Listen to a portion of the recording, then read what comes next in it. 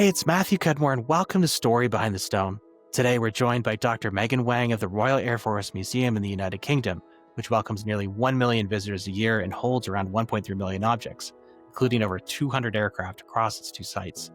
In this episode, we explore what it takes for Dr. Wang and her team to curate and display over a century of military aviation history. Dr. Wang, it was a joy to have you on the show and to hear more about your work with the museum and your broader research. And to our listeners, thanks for tuning in.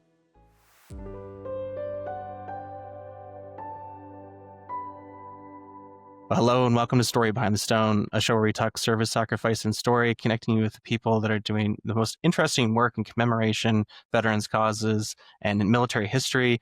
We're so pleased to welcome to the show today Dr. Megan Wang with the Royal Air Force Museum in the UK. Megan, it's so wonderful to have you on the show. Can you tell us a little bit about the Royal Air Force Air Museum and maybe get a little bit into your role and what keeps you busy day to day? Thank you so much to both of you for having me on the podcast. I've been a huge fan of some of your earlier episodes, so it was great to get the invitation. So I'm the historian and academic access manager at the RAF Museum, and we have two sites, one in London, just on the site of historic RAF Hendon, and one in the Midlands, which is right next door to RAF Cosford. And it's an amazing place to be. We've got 1.3 million items, or just over that, in our collection. We're doing lots of different things in that place. One of the areas that I love talking about is our original grave markers, however, which perhaps we'll talk a little bit about later on. We've got two of those, which I know will be of interest to the listeners. And one of them is on display at the London site in Hangar 2. And this is in a display case that's next to some of the stories of flying aces and the early aviation industry. And that's kind of where my research interests lie now. So although I'm a historian of commemoration and death and bereavement practices in the 20th century, I'm also becoming very familiar with air power history and all of those aspects as well. So in terms of what keeps me busy, it's lots of different things. And I know it's really cliche to say that no 2 days are the same, but it is actually true. One day it could be that I'm completely down a rabbit hole in research because I work within the archives and library team, which is incredible. I walk through the library to get to work every day, which is a dream. But also I support researchers with their research interests and also help them to disseminate their research through our research program, which says research a lot, which includes conferences and lectures. Research is a big part of what you've done and how you've gotten into this career, because you actually did your doctorate in the area of commemoration too. Why don't you help us understand a little bit about that background? My research interests are in the commemoration and care of First World War dead buried in the UK specifically, and I've just started to branch out into Second World War dead as well. That came as a result of the historian's dream, where basically I had a question and I wanted to answer it, and I was lucky enough to do a PhD in it. So it was while I was working for the Commonwealth War Graves Commission that I kept getting asked why there were war graves in the UK, and I didn't know the answer, and I couldn't find a book that told me why. So I thought I'll do a PhD on that, maybe naively, but hopefully the PhD thesis does make sense to people. And over the following 3 years, I just fell in love with the topic. I'd already been interested in commemoration practices, but it was just a completely different world in terms of the uniqueness of some of the war graves in the UK. And it's a really good example of differences between private versus public bereavement, in the sense of when you go to the former battlefields, you have an expectation of what you're going to find, whereas you can't have that in UK cemeteries because family might have put them in war graves plots, they might have put them in family graves, they might have chosen a private memorial. So although you can look out for green signs saying there are war graves here, you're going to be spending about 45 minutes in a cemetery that it would take you far less time to go around Tynecott, for example, because all the graves are where you expect them to be, which I love. And I think it's just continued since then. So anytime I get to talk about commemoration, I get very excited. We have a lot of cemeteries here, and we had in Canada a lot of the Commonwealth air training facilities. So we had people coming from all over the world training, and in that, there was a lot of airmen who lost their lives in training. And one of the things I noticed, especially in Calgary, walking around, you'll see there's the Commonwealth war graves plot, but then there's these individual graves that are Commonwealth headstones that are kind of speckled without. So I imagine some of the similarities between what's happening in the UK is happening here in Canada as well. Yeah, and that's something that I remember when I was working for CWGC, those comparisons were coming to the forefront when we were talking about the UK. We'd speak to our Canadian colleagues and they'd be like, yeah, we've got that too. Let's talk about it. Let's connect and think about how we share that. And I think it's really interesting in the sense of, so I'm next to an RAF station at the moment, and you go into the nearby churchyard and there's a lot of service personnel who serve with the Royal Air Force. And I've given tours in the past of places like RAF Cranwell, which is where all of the officer cadets go through their training, and there are war graves there. And they'll go across the road to the cafe, but won't necessarily go into the church opposite. And it's actually explaining to them it's their forebearers that have unfortunately had training accidents, for example, or they might have had accidents while on leave and they've been buried in that local space. And I think the CWGC has this perception of being very rigid with its policies. But when you go into places like Canada or in the UK, you see that adaptability has to be a core part of the organisation, where you are engaging with family, you're engaging with quite difficult conversations in terms of losing a family member, whether that's a son, a husband, whoever. And so you're having to tread quite carefully. And you can see those examples in things like the inquiries files, which were a really key resource for me. This adaptability about trying to balance a moral issue with what the organization needs to do, which I find really cool. You look at the CWGC and they have about 25,000 sites, and the vast majority of those sites contain 2 to 3 graves. It's not necessarily their cemetery. They are responsible for some headstones in there. There's this huge consideration for what the family wanted, and yet it was the Commonwealth War Graves Commission historically was there to take care of and tend to the First World War and Second World War war dead. So that's an interesting balance of humanity and policy. Yeah, and I think you've hit the nail on the head there. So in the UK and on the island of Ireland as well, 90% of the grave sites contain fewer than 10 graves. And so it's that balance of a lot of the time the family will have buried that individual. And so they, as in the commission, might not even have the grave rights. So before they even touch anything, they have to go to the family or the next of kin. And you can see that even today when they need to replace headstones and things. And I find it really interesting thinking more generally. I'm aware that both of you are Canadian, but actually the reason why the work in the UK starts happening is because of Dominion forces like Canadians, New Zealanders and Australians going, hey, we're demobilising. We've been looking after our war dead in these specific plots. What are you going to do about this? Because we're all going home. We need someone to look after them because they can't go home. They're not being repatriated. And so I find it really interesting, again, thinking about the context of the British Empire at the time as well, how these conversations are going on. And you can see that there's very strong connections to different communities with the wider elements of what is the British Commonwealth today. So, for example, near the RAF Museum, just down the road, is a place called Cannock. Cannock Chase is famous for the German military cemetery there, but in the cemetery in front of it, there are a number of British Empire war dead, and the majority are New Zealanders because they were based there.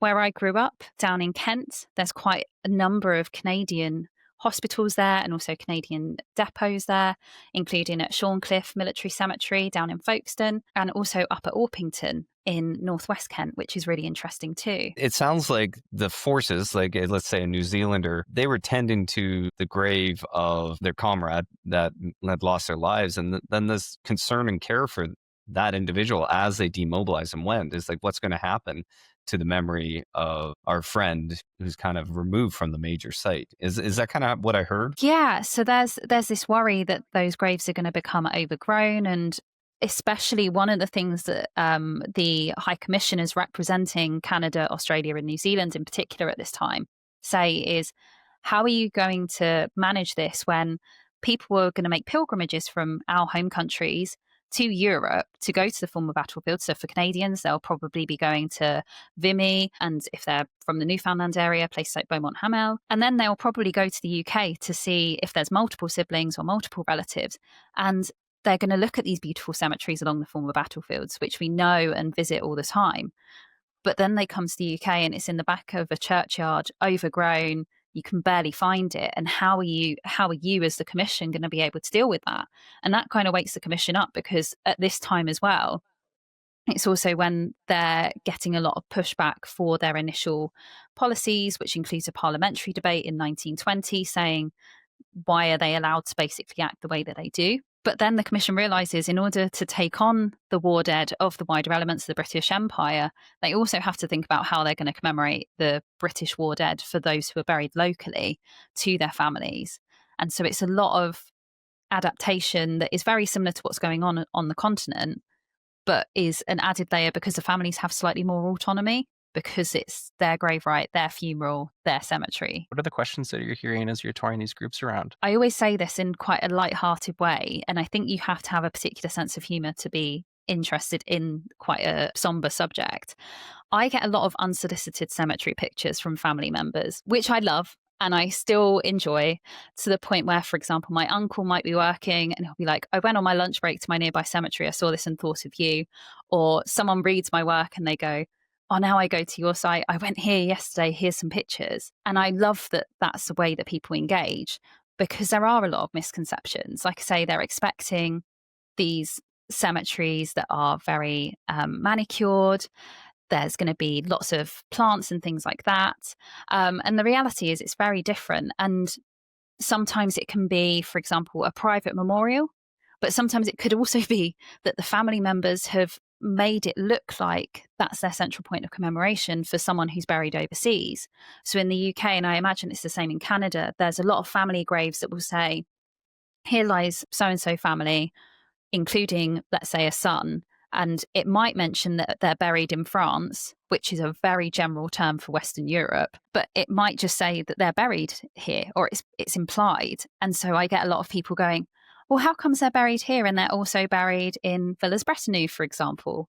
And then you have to go online and say, no, they're not buried here, but the family wouldn't have been able to hop on a ferry or a plane or something like that and be in mainland Europe as frequently. So they had to think about other ways of how they engaged with the war dead and made their own ways of engaging in that private commemoration. You mentioned Cannock Chase earlier. Fascinating site for a variety of reasons. You actually wrote something about it. Could you share a little bit about that? So one of my chapters looked at international war graves, both enemy and allied, because I think it's important that we contextualize it within that space. And part of that came from, I went to a conference during my PhD, and it was very early on. I was a little bit naive, and I kind of said in a room full of academics, I was like, hey, this is really unique to Britain.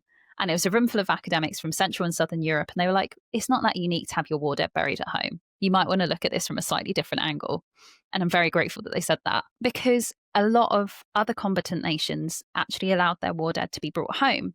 And Cannock Chase is interesting because throughout the interwar period, the Germans were very interested in their war dead, to the point there's lots of conversations about having war grave sites at places like Potter's Bar, as well as Cannock Chase, going up to Cannock Chase and transferring soil to go back to Germany to family members, taking cuttings of rhododendrons or putting them in the gravesite as part of symbolic trips. There are, of course, the darker connections to the Nazi period and the Third Reich in that time, in terms of having, I can't remember the German phraseology and I don't speak German, but the translation is Heroes Memorial Day. And so there's some commemorative events there. But then as time goes on, the Volksbund start taking on responsibility, and they decide to concentrate all of the war graves around the UK that aren't already in war graves plots to Cannock Chase German Military Cemetery, which, if you haven't been, is a really interesting site. It is very similar to other German military cemeteries in terms of having multiple occupancies in the graves. The headstones are written on back to back, and it's a very somber site just because of things like the darker headstones and that sort of thing. And that comes into existence in the early 60s. But it's a conversation that's being had with the Commission, because although they're not responsible for these graves, they've got the experience of doing a lot of this work. And what I found quite interesting was the Volksbund actually had an office in Maidenhead, which predates the Commonwealth War Graves Commission being in Maidenhead. They go into Maidenhead, I think, in the 70s, sorry. Whereas the Volksbund are in Maidenhead from the late 50s. And there's conversations between the Ministry of Defence and places like that to make sure that they've got all of the correct policies and procedures of exhuming remains in the UK under UK law. there's a lot of conversations as well between the families in terms of, do they want their loved one repatriated back to Germany and Austria? And it's kind of focused actually on Second World War dead more so than the First World War, because the logic was that 50 years had passed by this point roughly. Not many people are necessarily going to be thinking about those war dead when compared to those who died between 1939 and 1945, because that's a little bit more closer to people that they would know and in living memory. So there are actually a lot of First World War graves that are sometimes forgotten. And so there's some in Bedfordshire and places like that where they weren't kept on a maintenance agreement because they became the Volksman's responsibility. But for one reason or another, they weren't moved. And so you're uncovering these in the UK as well. And the creation of Cannock Chase gives this really clear example of what is possible in terms of creating this very centralized site of memory, which is what is expected in the German sense. And I think it's really important, when you go to battlefield cemeteries a lot of people, as an aside, will say to you, which type of architecture do you prefer? And I think that's the wrong question they're asking. I think the right question that they should be asking is, why is this different from what I'm expecting? Langemark isn't somber because of people, they lost the war and all those sorts of rhetorics. It's a different commemorative style. And that's what I think draws me constantly back to commemoration more generally. And there's an amazing book by Tim Grady, who's written about both British war graves buried in Germany and German war graves buried in Britain. And that really answered a lot of my questions as well. But I'd love to know more about that too. You have a particular interest in the First World War. And what you said there was interesting. And I think maybe societally, when you look at just how close those two world wars happen to each other, what is your take in that First World War and how that might have been forgotten? I think it's interesting to look at it, especially when we think of about 10 years ago now, when the centenary commemorations were at their peak, because there was arguably a bit of a loss of interest in Second World War commemoration in that time. And so it almost flips it around. And like you say, between the First and Second World War, there's roughly a generation. So chances are a father could have died in the First World War, and let's say a son or a daughter could have died in the Second World War. And that could have been a very real reality. And I think there was this expectation in the interwar period that was the war to end all wars. So let's move on from it, remember things privately, do the never forget and that sort of thing. And then the Second World War comes around. And with the Second World War, there's a lot more mythology in a slightly different way. There's a very clear enemy in terms of Adolf Hitler and this good versus evil, whereas the First World War doesn't have that in quite the same way. But I think as well, there's also that element of there's so much that is encompassed within the Second World War. From an RAF perspective, there are some key anniversaries that are always in someone's calendar, and that's exactly the same for the Army and the Navy as well. But I think there is that element of focusing on the future after the First World War and rebuilding, and then the Second World War comes around, and there's been a lot learnt from the First World War as well in commemorative spaces. Again, we were talking about this with your incredible work with Memory Anchor in terms of First World War sites are slightly more hodgepodge, for want of a better word. You've got the battlefield cemeteries, you've got the hospital cemeteries, you've then got the concentration cemeteries where they've had to bring in a number of war graves from the surrounding areas. And that's exactly the same in the UK. You have First World War graves scattered throughout a site usually. The Second World War, however, rolls around. The CWGC have been in existence at that point for just over 20 years, so almost pretty much the same amount of time the First World War has ended. They've just finished doing all of the First World War cemeteries. So 1938 is when that finishes with Villers-Bretonneux. So they've kind of tested and adjusted their policies and their procedures. By the time the Second World War hits, they're already speaking to, in the UK, cemetery authorities to say, can I have that plot of land over there for some war graves? Because we know that they're going to be war dead. Ditto with the battlefield fronts, thinking about how they're going to organise these things. And I think because they are more regimented, it's easier to manage in that sense. And then on top of that, you've got things like travel and tourism kind of becoming more popular with greater ease of travel. You've also got this interest in remembering your relatives that have died in the Second World War. And so you are doing more of these trips. And I think then around that time, the last veterans of the First World War are starting to die out in the late 50s, the 60s, and the 70s. And so you've not got that tangible link anymore. It's shifting out of living memory in a more popular sense in terms of grandparents are passing away, whereas parents who served in the Second World War are still around. And I think that's kind of the cultural shift that we're seeing now with things like this year we had the death of the last pilot in the Battle of Britain, for example, and seeing all of that living memory come in is really interesting. So I think I'd be intrigued to see if we had this conversation in 10 years from now, whether we'd say it's gone back to that sort of 1950s, 1960s time where the First World War shifted out of living memory and the Second World War is back to the front. We were so lucky to be in Normandy for the 80th with World War II veterans, but they're all in their hundreds. And they're passing, and it's marking the passing of the torch. I'm curious to hear from your perspective, what's the future of commemoration going to look like in 10, 15, 20, 30 years when we commemorate the First and Second World War? I think it's going to be so interesting. And the reason why I say that is because certainly in Britain, as time has gone on, we've also brought in more modern conflicts into that commemoration. But of course, modern conflicts haven't sustained mass death in quite the same way as the two world wars. That's not to say that it wasn't traumatic to experience those deaths, but it's been a very different experience of warfare.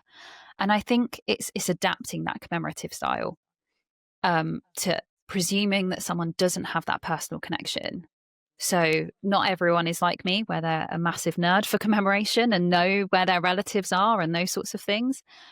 But it's actually taking it a step back and thinking about the connections in other ways. So some of the things that I've done when I've been working in commemorative spaces is I've taken school groups. So adjusting it to different needs. Now, of course, when I'm with primary school children, I don't really want to go into the very key details about death and commemoration. So I often say to them, go up to the headstone and say, hi, Charlie, or whoever it is that's in that grave. So they feel comfortable in these spaces, so that then when they get older and they go to the battlefields, they know how to act respectfully, but can also ask their questions about death and things. And one of those tours was really interesting because as we were walking out, one of the students said to me, I'd love to have a grave like this. And I was like, that's quite morbid for a 7-year-old to say, but I understood what they were trying to say.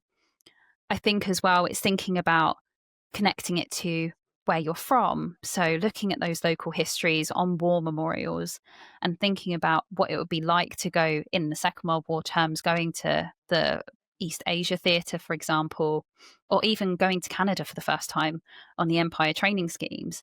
You know, these aren't things that they would have been able to do normally. And then also thinking about age and lifestyle. I think it's about connecting people to the past through things that they know, rather than expecting them to behave a certain way in the same way as a primary mourner. And what I mean by that is it might not be that they want to be very upset. It might be that they want to think about how they consider honouring that memory. And so I think it's going to be really interesting to see the unique ways that people do that. How is the museum connecting with the next generation? What are the youth engaging with most? We're engaging in lots of different ways. And one of my favourite ways is the RAF Stories, which is our way of interviewing former and current service personnel and those with connections to the RAF. And so we do oral history interviews, which I think, as an aside, it's really important to get people while they're alive now to do these. And it's been really rewarding to have those conversations, because a lot of these people, a bit like the First and Second World War veterans, will say, my story is not that important or that interesting. And they tell you the most interesting and important story over the course of the hour that you're talking to them. You know, I've had it where I was interviewing a neighbour of mine, and he was like, I'm not that interesting. And it turns out he was a V-Force bomber pilot during the Cuban Missile Crisis, and remembers what that experience was like. And I'm like, yeah, not interesting or important at all. And so having those within our records, we use them within our museum spaces as well. And that's again to connect people, because it's all well and good looking at collections items. And I know there are lots of people out there that love looking at aircraft or archives or things like that. But for some people, they engage by thinking about the human stories. And I think that's really interesting. So we've got things like collections online, which also makes our inventory accessible to the public so people can understand what a museum holds. Again, it's not presumed that people know what a museum holds in its collection and that everything out is just what we've got. That's not the case. We've got a reserve collection, for example, at Stafford at the moment, and it's a treasure trove of various things. And so, it's the tip of the iceberg. Most museums actually only put out about 1% of all of their collection items on display. So it's explaining that.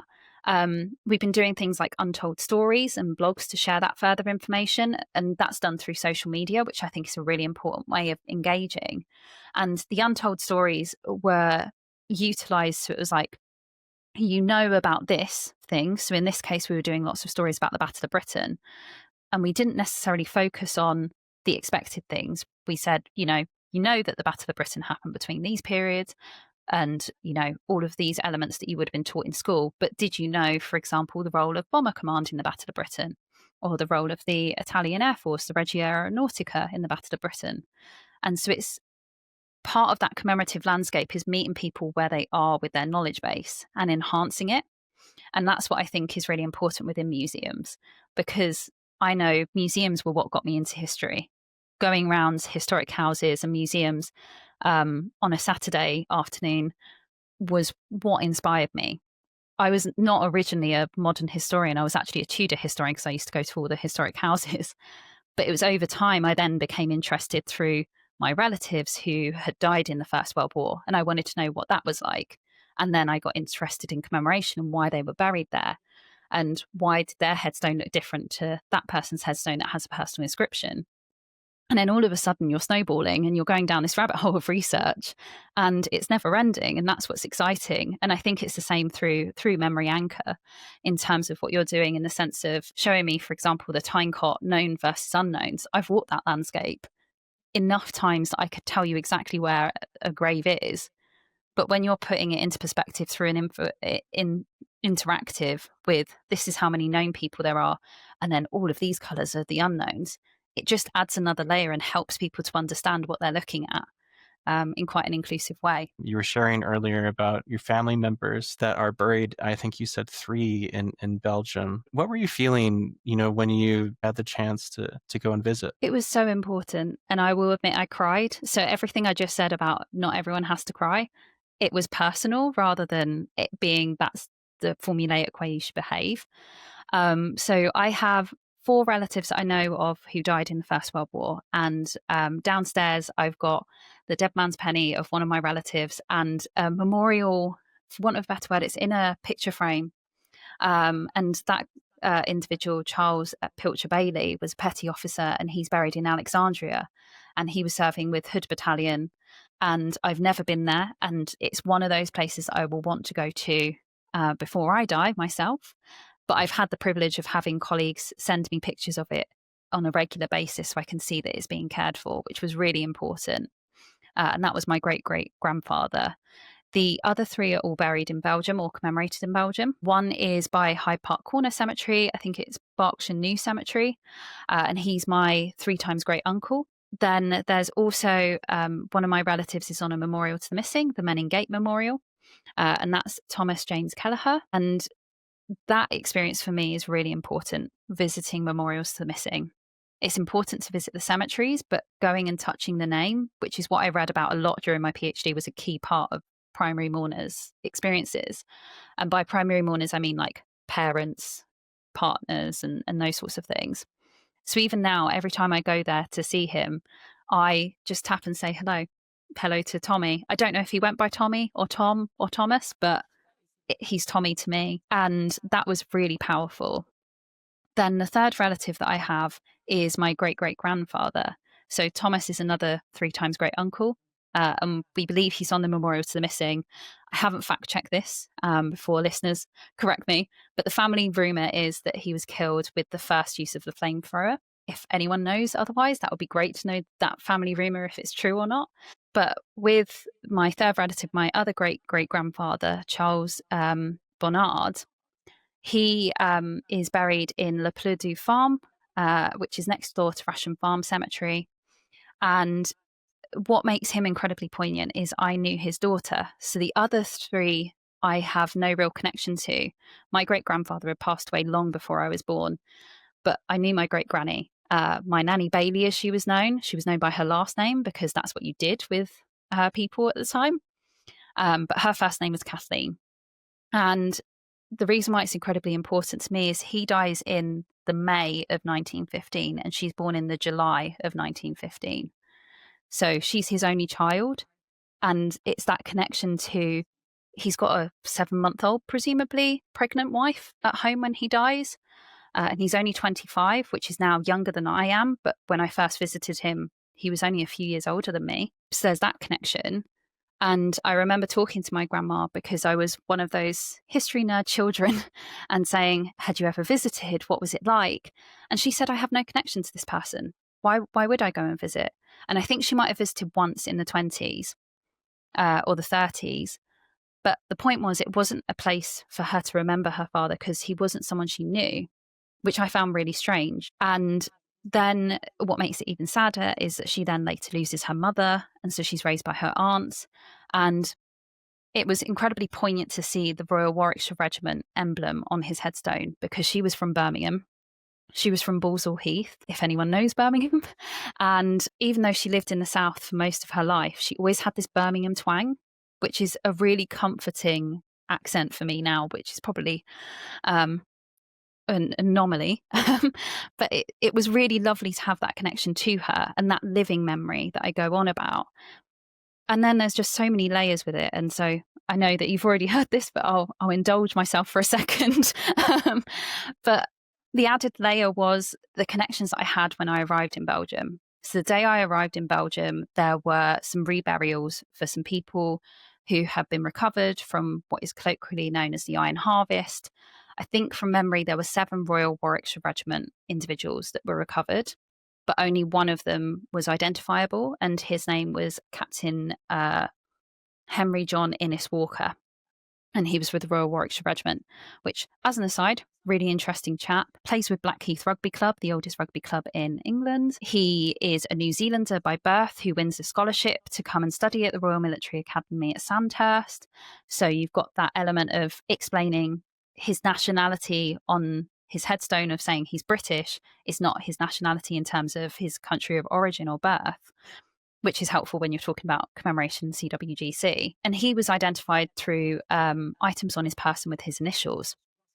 Now, that in itself is interesting because it's the same regiment that I'm aware of. And I always try and make a concerted effort to visit all 3 of these individuals. But what made it incredibly powerful for me was my grandmother's middle name was Innes. And she had always said to me, you were named after your father's commanding officer, and that was the end of the conversation. And then we go on to watch Strictly Come Dancing or whatever was on TV on a Saturday night. But it stuck with me. And, I was about 6 or 7 when she said this to me. And I saw the name in a newspaper, and my dad then messaged me separately and went, could this be the Innes? With like 3 question marks. And I was like, I don't know. So I went down a rabbit hole. They serve in the same regiment. Believe from memory they're in the same battalion. And being an RAF historian, I'm less familiar with sort of the structure of the army. But the important thing was the likelihood of their paths crossing is more likely than not. And I like to tell myself that that connection is there, that he could have been my great-great-grandfather's commanding officer at one point or another. And this namesake could have come in. And sadly, both of those men who were the exact same age when they died were left behind, but they both got these connections and these memories that are now mine to take care of. And apologies to anyone who's ever listened to me speak before, but I always say this, and it's become kind of a catchphrase, but I don't really want to use that term. It's that you have 2 deaths within your lifetime. So you have the death of when you physically die, and then you also have the death the last time your name is uttered. And that's one big thing that I would love for listeners to take away and people who are interested in commemoration to take away. No matter how you choose to commemorate or how you choose to remember people, just make sure you say their names, because then they're never dying in that second death. And I think that's really important. What would you say to anyone that's listening that is considered making that trip to, visit someone they might be linked to, what would you say to them? It's so important. And I think experiencing the culture around that as well. Again, I cry at the Menin Gate no matter how many times I go to it. Not because I'm listening necessarily to the service, because I now know that service inside out, but because I'm thinking of Thomas, who's across the way, and I try and stand as close to him as possible. But obviously, with the space, that can sometimes be tricky. And thinking about my great great grandmother hearing that her 19-year-old son isn't coming home, and the the ancestor that I'm descended from was, I think from memory, it wasn't born when he died, because they're quite a large family. And so it's those connections and thinking about placing myself within those spaces, and then going and walking down the streets and thinking, I wonder if they came down here when they were on rest and recuperation. I wonder what their experiences were like. If you've got ephemera like the dead man's penny or medals or anything, try and keep them as part of that experience, because I think you'll never regret it and you'll never forget that moment that you first went there. You were a guide with the CWC in Belgium, if I have that right. Were there any visitors that stick out to you? I remember Canadians in the centenary, it's like your branding was amazing, like head to toe maple leaf coming into these cemeteries. So I knew exactly where to take Canadian visitors to, although I didn't always, I did presume once, and they were actually Australian. They just got a raincoat. I think those moments are really important. But I think, on a serious note, engaging and interacting with visitors that have a connection, whether that's a relative, whether that's a place. So in terms of researching an individual that grew up in the same town as them, the same age as them, all of those sorts of things, I think really add to the experience.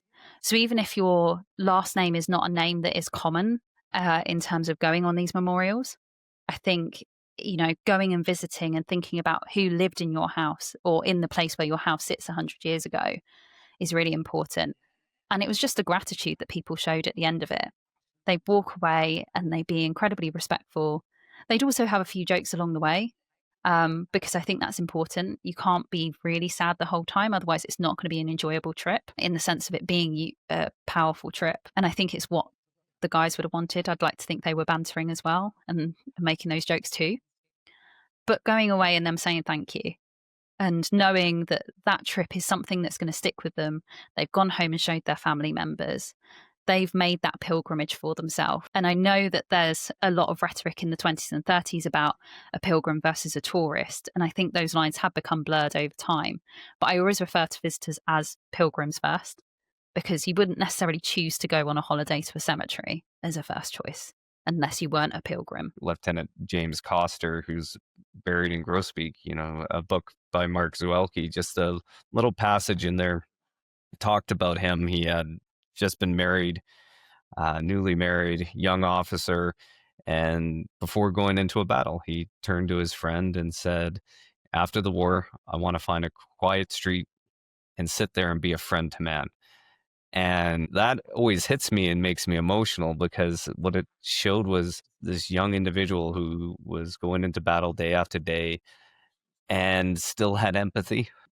Be a friend to man is what the world needed, but he also had a duty, and he continued to do that and was killed by a sniper and then buried there. Played a Amazing Grace at his grave on a flute that was made out of wood that came from Vimy. And I remember leaving his grave just going, how many people walk by his headstone and don't know that story, don't know anything about who he was? And that's really what kind of birthed Memory Anchor, was like, how do we share the story? How do we connect people to these headstones? Because there's so much more to each individual than just a name on a stone.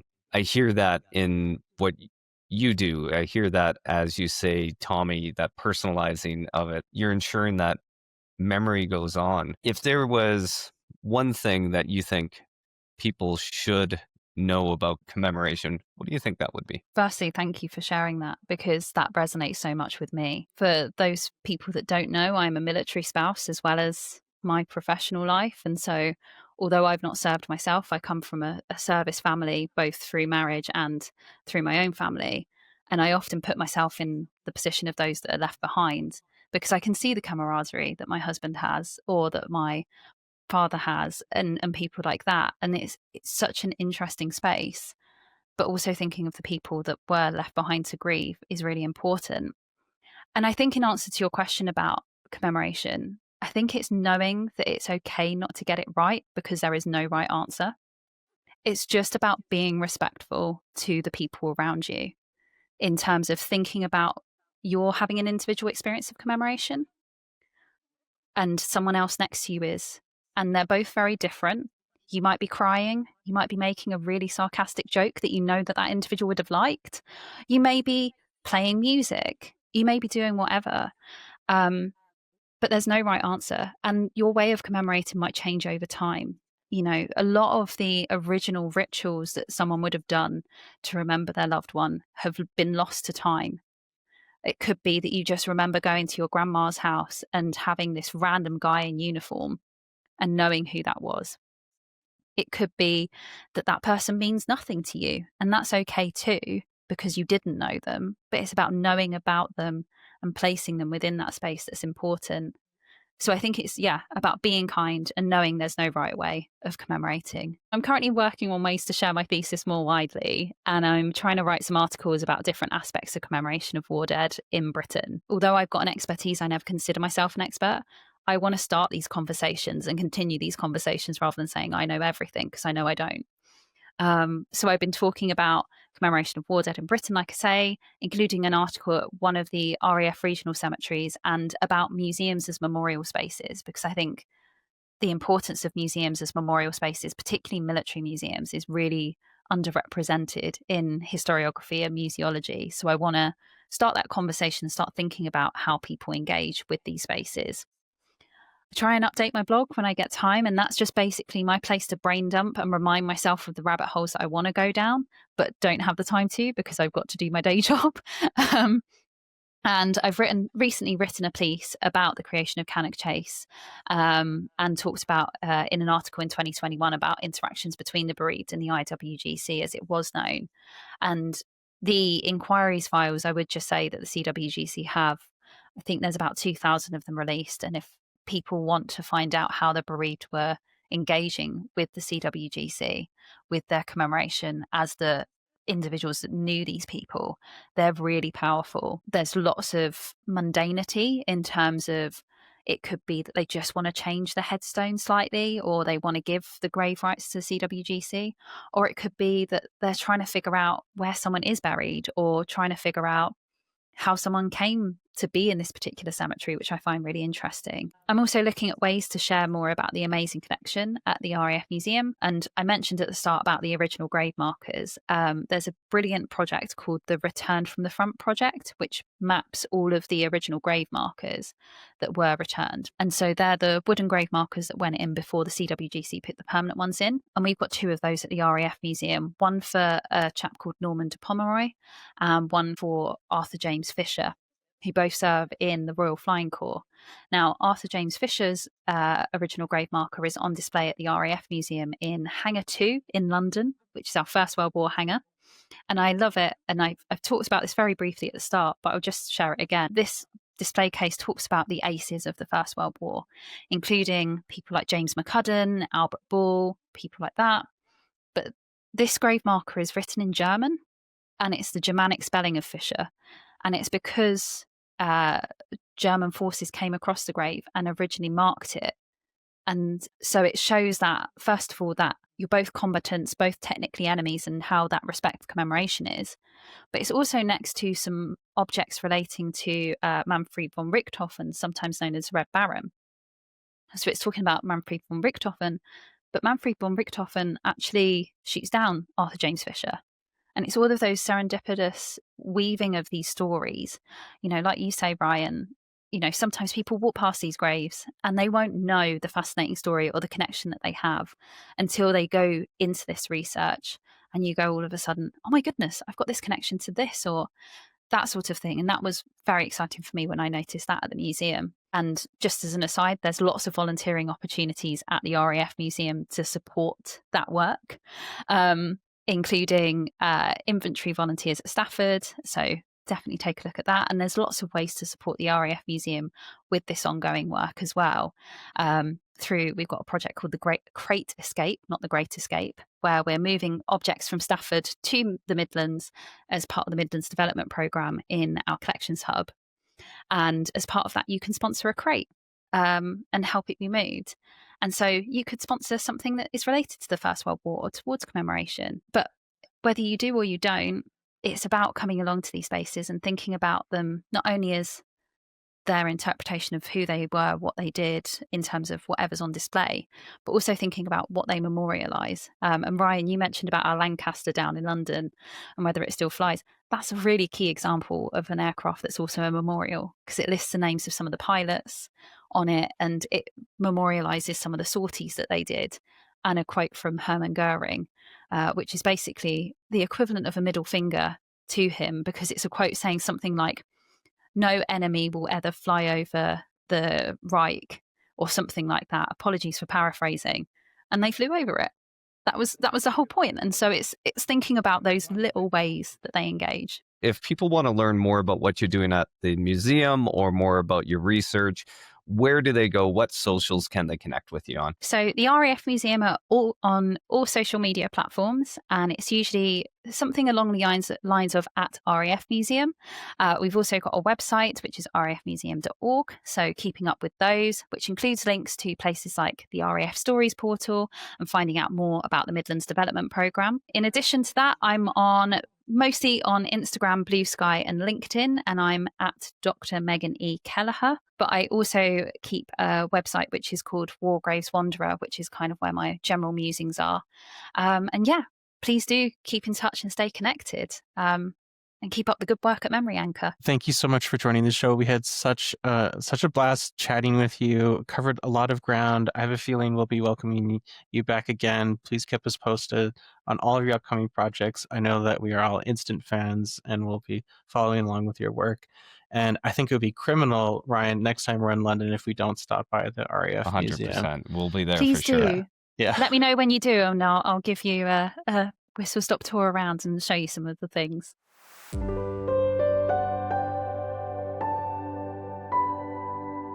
Thanks so much for tuning in. Story Behind the Stone is available on Apple Podcasts, on Spotify, and on the Reach Across America radio network, on iHeartRadio, Audacity, and TuneIn. Just search for Wreath. We air every Thursday at 10 a.m. Eastern on the Reach Across Radio Network. Thank you for tuning in.